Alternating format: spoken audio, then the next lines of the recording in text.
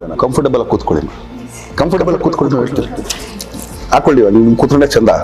ನೀನ್ ಕೋತಿ ನಾನೇನ್ ಮಾಡ್ಬೇಕು? ಕೂತ್ಕೊಳ್ಳಿ, ನಾನು ಕೂತ್ಕೊಂಡ್ರೆ ಇಂಟ್ರು ಕೊಡ್ತಿಲ್ಲ, ದೊಡ್ಡೋಗ್ತೀನಿ. ಆಮೇಲೆ ಅಷ್ಟೇ ಖಡಕ್, ಅಷ್ಟೇ ಪ್ರೀತಿ. ಕೂತ್ಕೊಳ್ಳಿ ಹೇಳ್ತೀನಿ, ಪ್ಲೀಸ್. ಹಾಕೊಳ್ಳಿ ಹೇಳ್ತೀನಿ, ಹಾಕೊಳ್ಳಿ ನೀವು.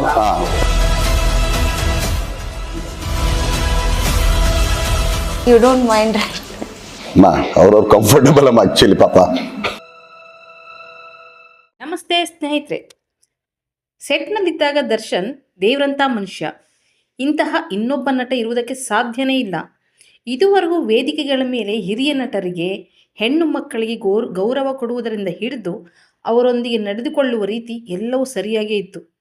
ಅದಕ್ಕೋಸ್ಕರನೇ ದರ್ಶನ್ ಅವರಿಗೆ ಚಿತ್ರರಂಗದಲ್ಲಿ ಸ್ನೇಹಿತರು ದಂಡಿಯಾಗೇ ಇದ್ದರು. ಒಂದು ಕಾಲದಲ್ಲಿ ಸ್ಯಾಂಡಲ್ವುಡ್ ದರ್ಶನ್ ಪರ ದೊಡ್ಡ ಸ್ನೇಹ ವರ್ಗವೇ ಇತ್ತು. ಸ್ಯಾಂಡಲ್ವುಡ್ ನಟರೊಂದಿಗೆ, ನಿರ್ದೇಶಕರೊಂದಿಗೆ, ಸಹ ಕಲಾವಿದರೊಂದಿಗೆ ದರ್ಶನ್ ಉತ್ತಮ ಬಾಂಧವ್ಯವನ್ನು ಇಟ್ಕೊಂಡಿದ್ರು. ಆದರೆ ಕಳೆದ 5-6 ವರ್ಷದಿಂದ ಈಚೆಗೆ ಒಬ್ಬೊಬ್ಬರೇ ಇವರಿಂದ ದೂರವಾಗ್ತಾ ಬಂದಿದ್ದಾರೆ. ಸ್ಯಾಂಡಲ್ವುಡ್ನ ನಟರೊಂದಿಗೆ ಮನಸ್ತಾಪ, ಕೆಟ್ಟ ಕೊಳಕಾಗಿ ಬೈಯುವುದು, ಹೀಗೆ ದರ್ಶನ್ ವರ್ತನೆಯಿಂದ ಸ್ನೇಹಿತರು ಬೇಸತ್ತಿದ್ರು. ಹಾಗಾದರೆ ದರ್ಶನ್ನಿಂದ ದೂರವಾದ ಸ್ಯಾಂಡಲ್ವುಡ್ನ ಸ್ನೇಹಿತರು ಯಾರು? ಅವರೊಂದಿಗೆ ದರ್ಶನ್ ಕಿತ್ತಾಡ್ಕೊಂಡಿದ್ಯಾಕೆ? ತುಂಬ ವರ್ಷದ ಸ್ನೇಹಿತನನ್ನೇ ದರ್ಶನ್ ಬಿಟ್ಟಿರೋದಕ್ಕೆ ಹೇಳ್ತೇನೆ ಕೇಳಿ. ಮೊದಲನೆಯವರು ಸೃಜನ್ ಲೋಕೇಶ್ ಮತ್ತು ರವಿಚೇತನ್. ದರ್ಶನ್ ಜೊತೆ ಹೆಚ್ಚಾಗಿ ಕಾಣಿಸ್ಕೊಳ್ತಿದ್ದ ನಟರಲ್ಲಿ ಸೃಜನ್ ಲೋಕೇಶ್ ಮತ್ತು ರವಿಚೇತನ್ ಪ್ರಮುಖರು. ಯಾವಾಗಲೂ ದರ್ಶನ್ ಜೊತೆಯಲ್ಲೇ ಕಾಣಿಸ್ಕೊಳ್ತಿದ್ರು. ಕೋವಿಡ್ ಬಳಿಕ ದರ್ಶನ್ ಜೊತೆಗಿದ್ದ ಸ್ನೇಹಿತರು ಬದಲಾಗಿದ್ದರು. ಇವರುಗಳು ದರ್ಶನ್ನ ಹಳೆಯ ಸ್ನೇಹಿತರು. ದರ್ಶನ್ನಿಂದ ಇವರನ್ನು ದೂರ ಇಡೋದಕ್ಕೆ ಶುರು ಮಾಡಿದ ಮೇಲೆ ರವಿಚೇತನ್ ಮತ್ತು ಸೃಜನ್ ಲೋಕೇಶ್ ಈ ಕಾರಣಕ್ಕೆ ನಾವು ದರ್ಶನ್ ಅವರಿಂದ ದೂರನೇ ಉಳಿದುಕೊಂಡವು ಎಂದು ಒಂದು ಮಾಧ್ಯಮದವರಿಗೆ ರವಿಚೇತನ್ ಹೇಳಿದ್ದಾರೆ.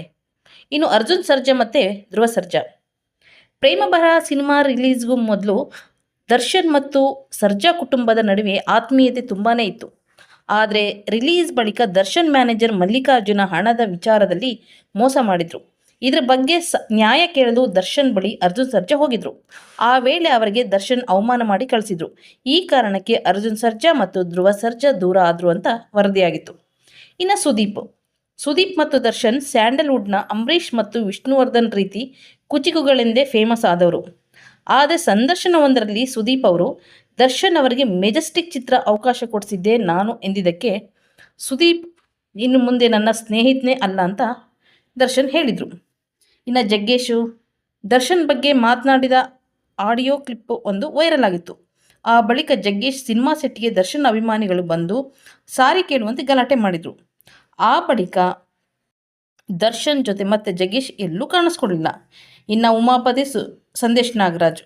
ಇನ್ನು ದರ್ಶನ್ ಜೊತೆ ಹೆಚ್ಚಾಗಿ ಕಾಣಿಸ್ಕೊಂಡಿದ್ದು ಉಮಾಪತಿ ಹಾಗೂ ಸಂದೇಶ್ ನಾಗರಾಜ್ ಹೋಟೆಲ್ ಸಿಬ್ಬಂದಿ ಜೊತೆ ಗಲಾಟೆ ಮಾಡಿಕೊಂಡಿದ್ರ ಪರಿಣಾಮ ದರ್ಶನ್ ಮತ್ತು ಇವರು ದೂರ ಆದರು.